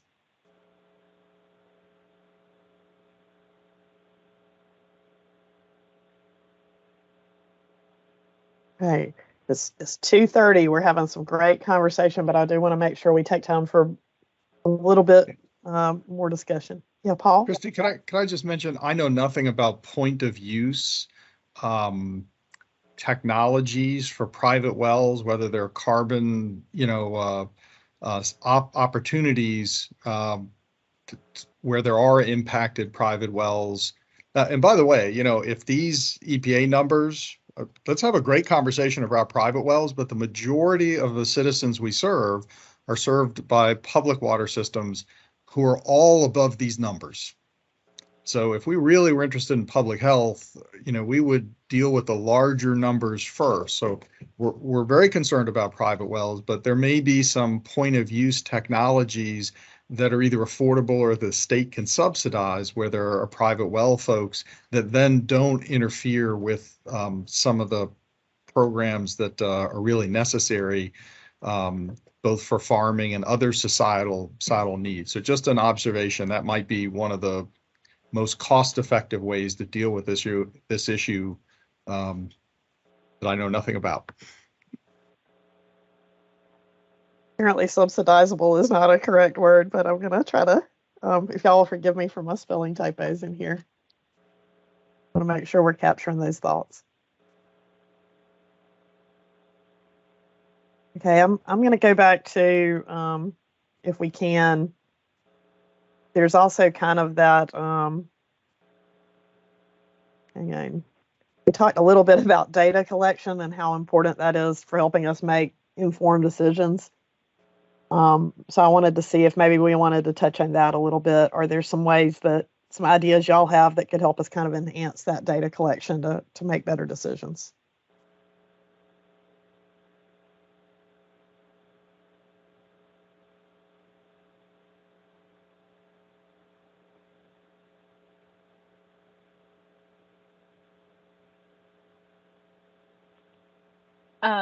I'll just start with one point. I think one way to enhance data collection would be to require more disclosure from folks about PFAS use,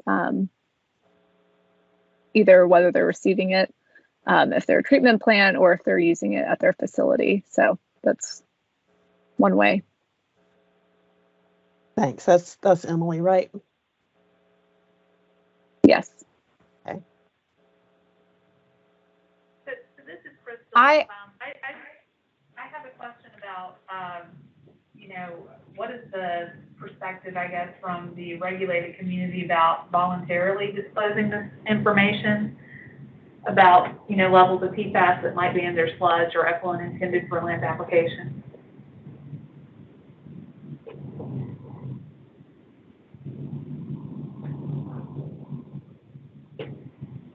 Angie? This is Angie Price from REWA. I can just say that REWA has already provided the monitoring that we've been conducting over the past several years voluntarily to DHEC, obviously with some caveats that it's not certified data. We're not fully sure that some of the data is accurate because we don't have the certified methods. But I think that maybe I shouldn't say most, I think that many folks that have been doing that monitoring would be willing to share it so that DHEC could get kind of a baseline of across the state.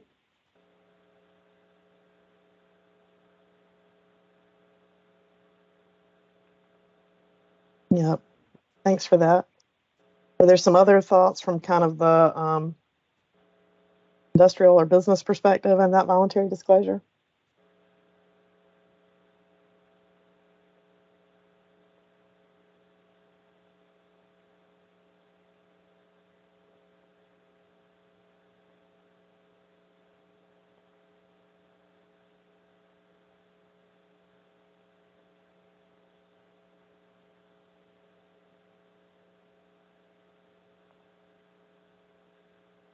Okay, well, maybe Angie? I guess one other point, maybe you could work through the South Carolina Water Quality Association, or maybe if there have been, more utilities included in this discussion, you might have gotten some more feedback on that. And hopefully moving forward, we will have more utilities engaged.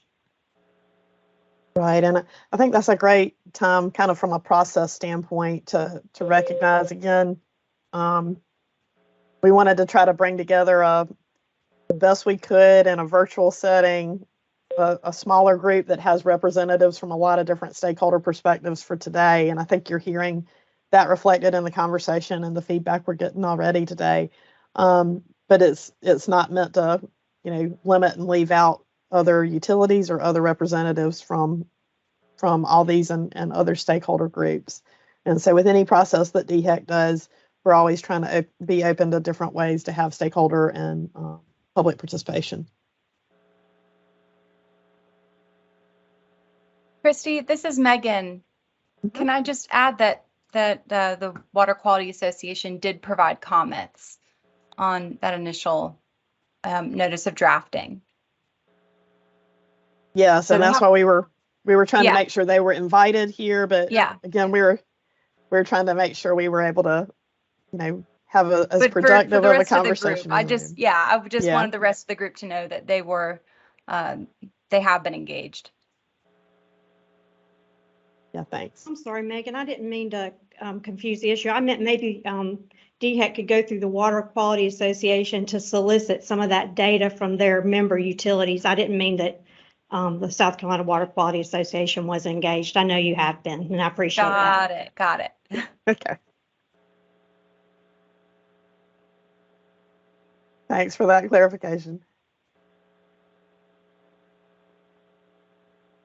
Well, again, we're having a lot of really good conversation. I think maybe to kind of finish things up, I'm gonna pose one more question and then maybe turn things back over to Myra as well. One is really kind of what are those next steps that y'all recommend that DHEC or all of us, I mean, our stakeholders do a lot as well, but what are some of those steps that y'all recommend that DHEC take to have that continued environmentally responsible land application while also minimizing any negative impacts? Who wants to start? Somebody's going to unmute or turn on their camera. I have a feeling.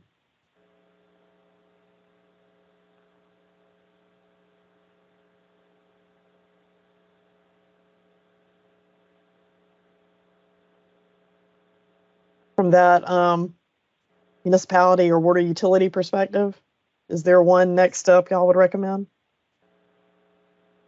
This is Bob Branch, and perhaps I'm going to ask a question that was covered in greater detail on Tuesday. But this seems like this is a broader problem, not necessarily confined to land application. Are we selecting land application as the tool that we're going to choose to try to regulate this problem, when it actually may need to be a broader set of regulations that will cover a lot of different things, not just land application? Yeah, and Rob or Myra, y'all might be able to, again, kind of go back to how this fits within a lot of the other PFAS discussions and strategies that DHEC's been engaged in.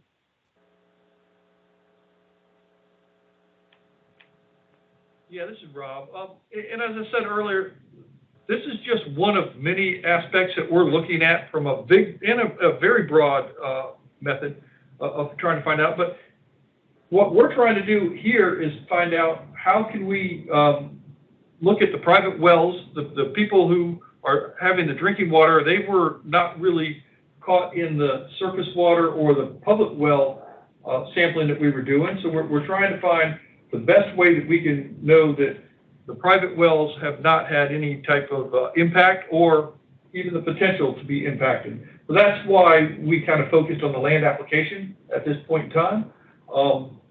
We are also looking at the ambient surface water and you know, to find out, is there large amounts of PFAS being discharged either through permitted or unpermitted discharges into the streams that are also high. But that data has just begun to get collected. We actually, during that strategy, started collecting some surface water ambient data for PFAS this past week. Hope to get some good information out of that in the next couple of months. And our second set of public water supply sampling, which is going to be the smaller systems, under 33,000, I believe, should hopefully kick off somewhere in the middle of the month. We're having a meeting with the laboratory who's got the contract to do the testing on Monday the 15th, and hopefully we'll begin that sampling right after that. So we are paralleling different aspects of looking at it through all the different medias, and the land application one was one because really it got started when we had a couple private wells that were impacted from some former industrial facilities that had done some land application. So it really brought this to our attention and rose straight up to the top of our concern. And that's how land application really started, but it is not the only thing. In fact, it's one of many things we're looking at. Crystal, do you have something? Well, I was just going to say, you know, Rob mentioned earlier that we have 3 strategies that have been published and we're working on the 4th, you know, and so we're working on that. I did have another question though about, you know, with regard to next steps. You know, what are your thoughts in doing this? Like if we were to pursue some sort of regulatory approach, doing it in phases rather than trying to capture it all right now, you know? It's a big problem. It might be hard to capture all at once. So, you know, what are the thoughts on a phased regulatory approach?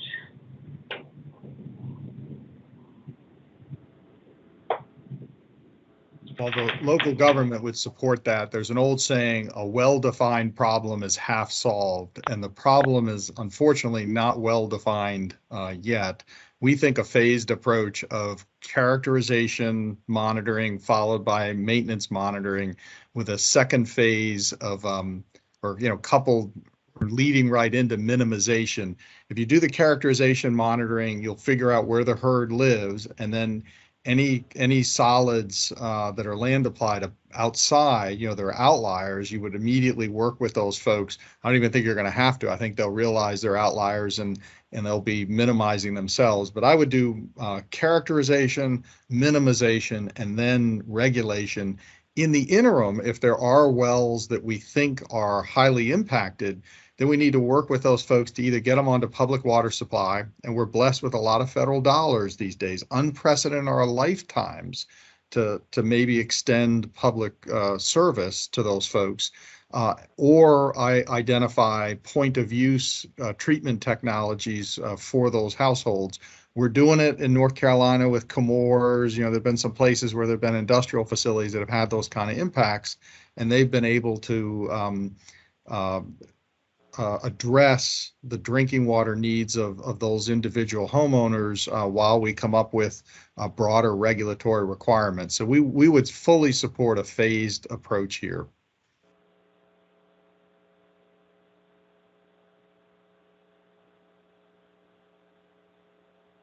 Okay, make sure I'm capturing all this. Earl? Yeah, I echo what Paul just said. I think a phased pragmatic approach to this is the most reasonable way to approach this. And I think identifying those areas of highest concern and trying to minimize impact in those areas or eliminate impact is a very pragmatic thing to do. The public water systems certainly have been partners with DHEC on this all along. We'll continue to do monitoring and do work with you, and look forward to working with you as we move forward in this process. So this is Crystal again. Are there any other perspectives on that approach? Megan? I just have a follow-up question for Earl. Hi, Earl. When you say address areas of highest concern first, what does that mean? What does that look like in your perspective? I think when we identify private wells that are exposed to former industrial sites, I think just doing the characterization, as Paul mentioned, doing additional monitoring, working throughout the state to identify those really potentially high impact areas for individual families that are on private wells, probably going to be the highest, should be the highest priority, and then trying to find ways to eliminate those. We do have a lot of dollars coming in, as Paul mentioned, to work on regionalization approaches, trying to get more people on private wells, especially those that are impacted not only from PFAS, but potentially other problems as well, to get them to a more and better source of drinking water.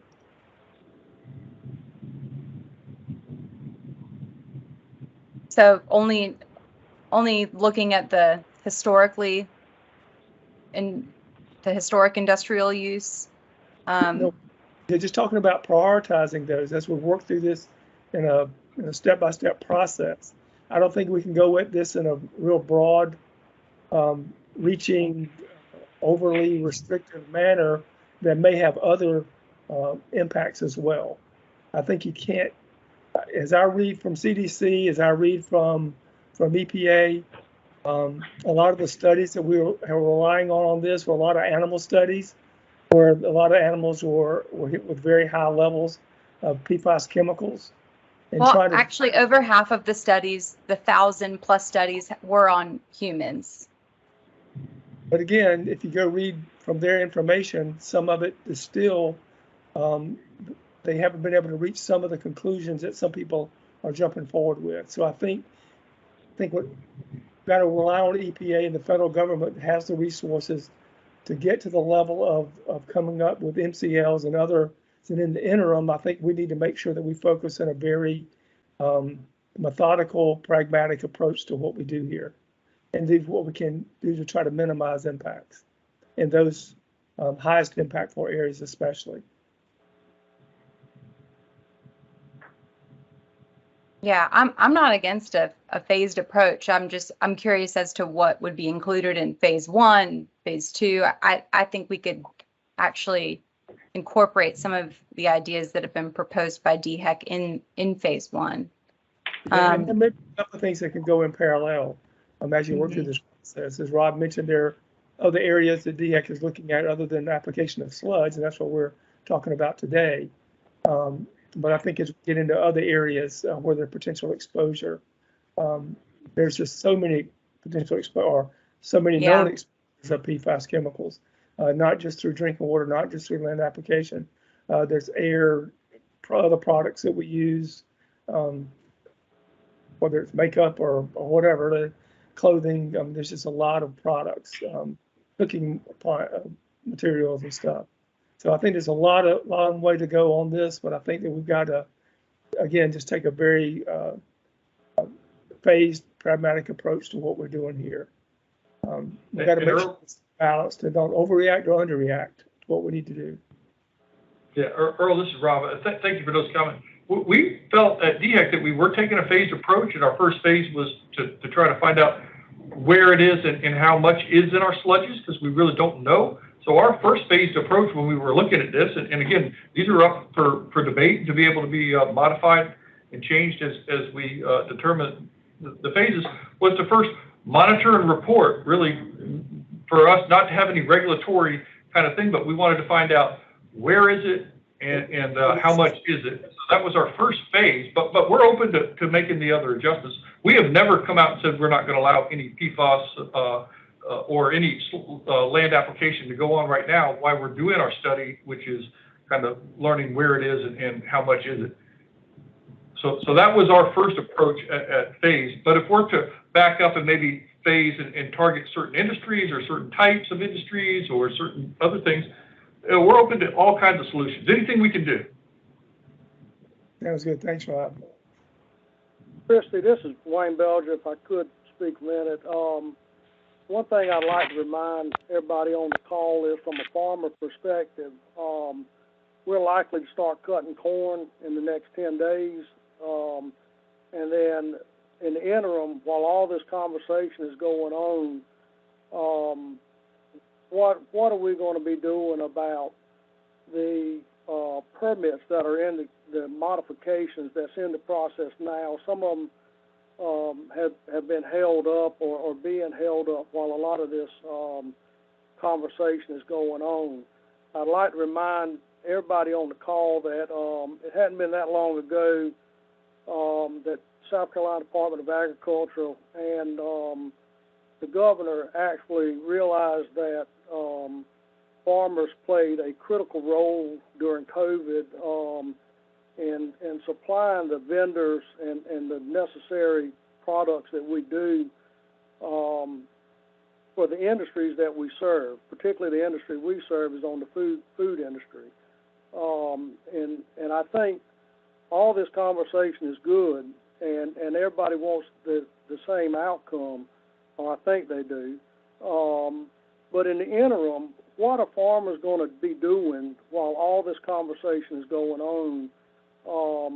And how do we continue to fertilize our crops and get it to the market if this is going to be withheld from us from adding new permitted land or new sources? There's a lot of industry that's coming to South Carolina that are food processors that are waiting to find out how this is going to what the outcome of this will be. So I would think that everybody take a step back and look at the risk assessment on it. I heard somebody mention earlier that it's unfair in making a permit change to farmers at this time. I agree with that. There's a sense of urgency here, and I think we all understand it. But at the end of the day, when our crops are harvested, whether we're going to spend commercial fertilizer or not fertilize the crops and take less of a yield, it's all going to be an impact on the consumer. And I can assure you, most everybody on this phone call today is not going to argue about the price of a cheeseburger or chicken sandwich, but a lot of families will feel that pain in the coming months or even years if we're not able to figure this out and to continue operating in some form or fashion while this is all being figured out, whether it's with the EPA or DHEC. I would like for everybody just to remember that there's a lot at stake here.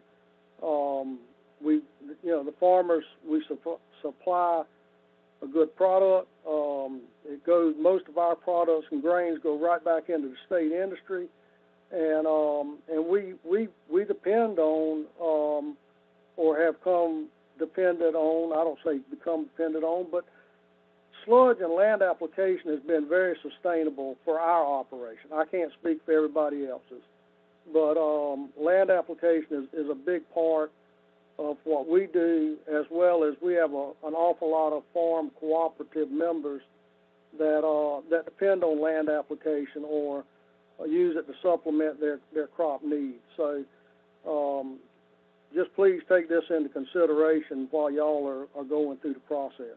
Thank you.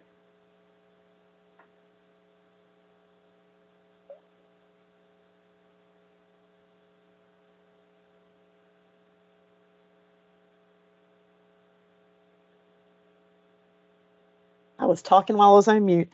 Thank you, Mr. Belger. We hear you sharing that this is important to farmers and to agriculture and their production and how ag production really impacts the consumer. So I've been hearing a lot about a phased approach. I want to make sure we're getting close to 3 o'clock. I want to respect everyone's time. Ben, it looks like you want to make a comment, and then I might let Myra kind of close us out if that works. Sure. Thank you. I appreciate it. And thank you, everyone. As far as the farmers, I think I was the one who said earlier, changing it right now would not be fair to farmers. And that's true. And that's not what we're advocating. But what we do want is some change soon, because not only do we want farmers to have sludge that's not contaminated, we think they want to have crops that aren't contaminated with PFAS as well. And that's what I think everybody wants. As far as the phased approach, I think our position would be phases are fine until you start talking about how much longer this is going to take if you do a phased approach. There is, in our opinion, no reason to not do some regulatory reform right now and then encompass additional methods or activities later. But some reform, in our opinion, needs to be done immediately, because this is a problem right now, which is why legislators were concerned and why DHEC is concerned, and we appreciate that they are concerned.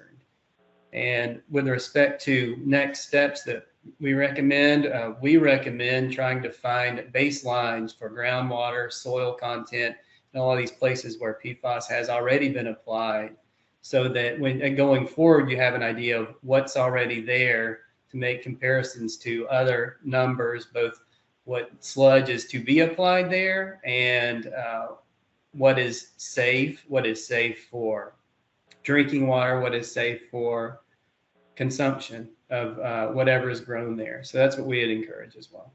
Thank you. Thanks, Ben. Myra, on that note, I'm hearing a lot about timing and phased approaches. You want to kind of close us out with where we go from here?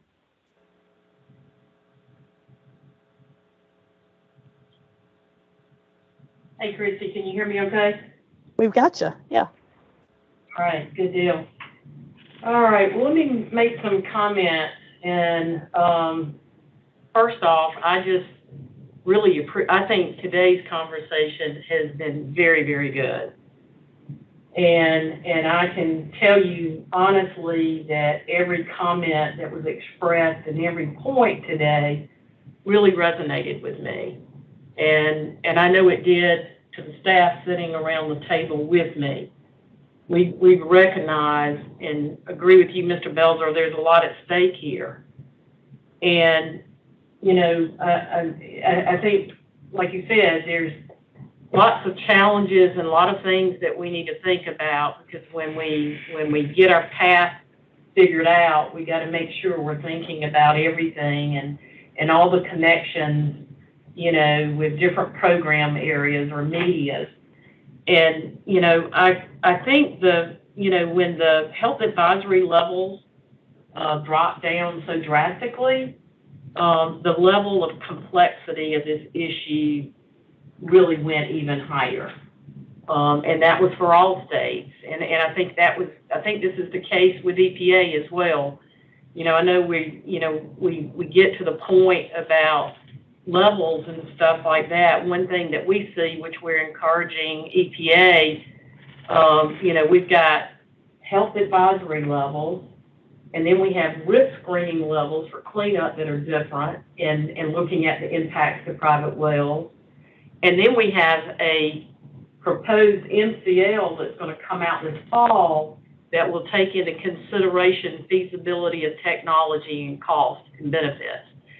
So there's going to be a lot of different numbers out there and levels, and that can be huge. You know, we know we're already talking to our partners at landfills, and you know, the concern about materials coming to them, you know, and so I think we certainly got some extremely valuable dialogue going on today, and I want to continue this dialogue. I think there was a lot of great suggestions, a lot of comments, and I think again it just warrants that we got to figure it out for South Carolina. We got a lot that's at stake here. I think we got to go back and we got to step back, look at the big picture, and have more conversations inside South Carolina with EPA, with other states, and we'll get back together, and that's kind of the direction that I'm heading right now. But I think today, every time we get together and have some conversation, we'll continue to get more information, dialogue, and clarity what might be right for us as a state. So I appreciate it.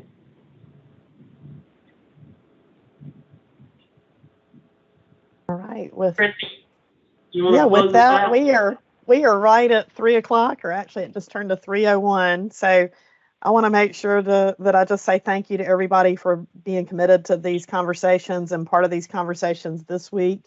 And as Myra noted, we're going to continue this process forward. So thanks to everyone for being here, and we look forward to staying in touch.